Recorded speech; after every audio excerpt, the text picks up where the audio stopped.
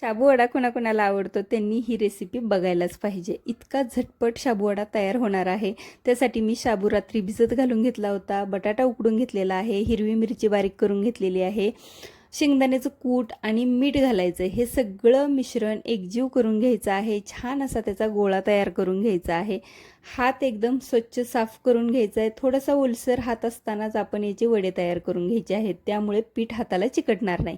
छान असे मीडियम साईजचे वडे तयार करून घ्यायचे. तेल गरम झालं की त्यामध्ये हे वडे सोडून घ्यायचे. यामध्ये वड्यांची गर्दी करायची नाही आहे. 2 ते 3 वडे सोडूनच छान व्यवस्थित मीडियम गॅसवरती आपल्याला हे गोल्डन ब्राऊन होईपर्यंत तळून घ्यायचे. एकदम फुल गॅसवरती तळायचे नाहीत, नाहीतर वरून करपले जातात, आतून कच्चे राहतात.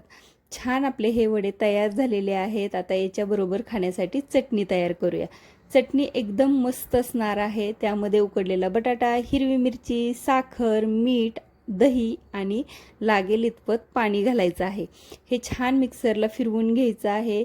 बटाट्यामुळे एकदम छान थिकनेस येतो या चटणीला आणि आंबट गोड तिखट अशी ही चटणी तयार होणार आहे. तर तुम्ही ही रेसिपी नक्की ट्राय करून बघा आणि आवडली तर नक्की एक लाईक आणि कमेंट करून मला नक्की सांगा.